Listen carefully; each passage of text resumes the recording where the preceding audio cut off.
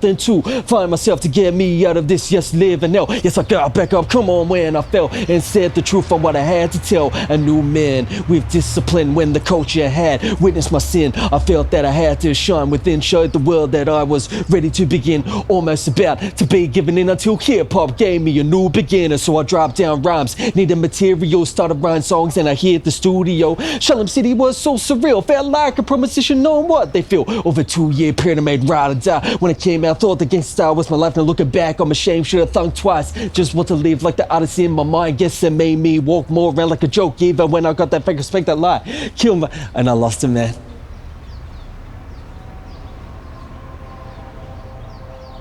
As an outsider, you feel like no one's listening to you. I was kind of the shy kid, I guess you could kind of say. I didn't know my identity walking into the walls of high school. Trying to reach out to someone and say, look, I have a problem. Nothing's working out for me, but society around you is not listening. I feel like there wasn't really a helping hand to pull me out, to say, look, this is all gonna pass. Why are you so down? Why is there a problem in your life? Are you the problem? Why is the world treating you like this? Am I the problem? Before I found music, the anger stemmed into a point of suicide. We had like a pool, tried a few times, drowning. We got a cliff over there, Captain Cook's Lookout, went up there. I just thought, why not just switch myself off?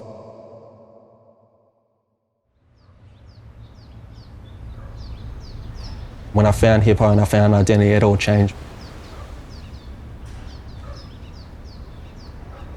When we were kids, we had all these CDs, like demos and stuff of Eminem and, you know, Snoop Dogg and stuff, and the parental advisory sticker, 18 and over sort of thing. If my parents, you know, found out as kids listening to that, I swear to God, man, you know, it's just like, because, you know, at that age, you can't listen to that stuff.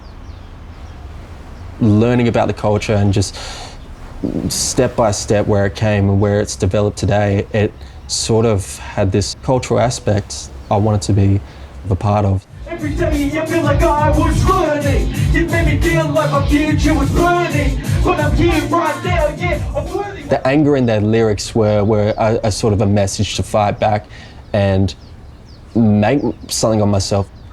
That's where the platform came. I don't want to be that shy kid, I don't want to be that depressed kid anymore. I had no image.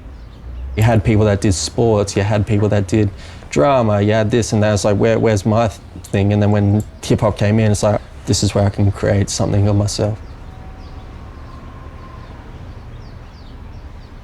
It gave me this sort of shell, this blanket in a way of, I'm starting to walk like them.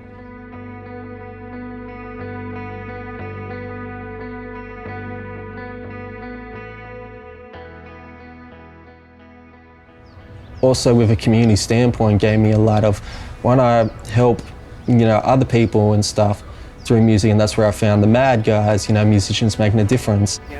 Things keep them good. Muggs had a story, and he had a voice, and he wanted to be heard, and he wanted to share that. The first solo song that I heard Muggs do was "You Don't Understand Me."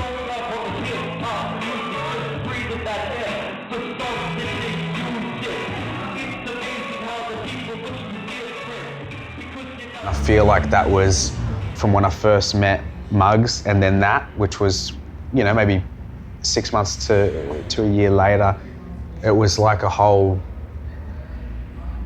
layer was peeled away, and it was this kind of empowering,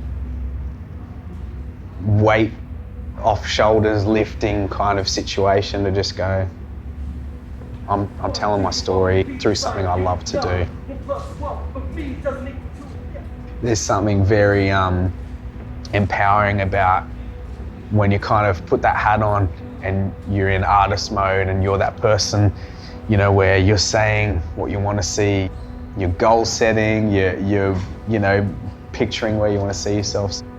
You're almost rewriting your future. At its essence, it is self-expression, and I think when people are able to express themselves, they feel heard, and that's what we all want. We all want to have a voice. When I first started off, I wanted that level, like that riches and that, you know, that fame kind of thing, like any kid, you know, that gets in the industry does.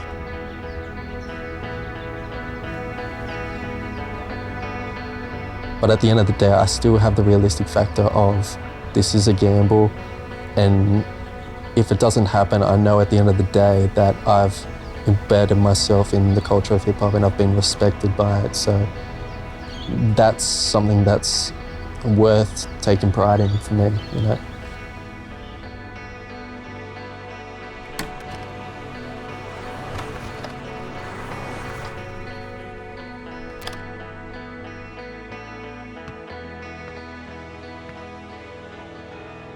Hip hop carved me into what I am from 15 to 27, man, and onwards, man. Like, until probably I die, man, I'm always gonna love hip hop. Find that one thing that is gonna carve you into the human being you kind of want to become.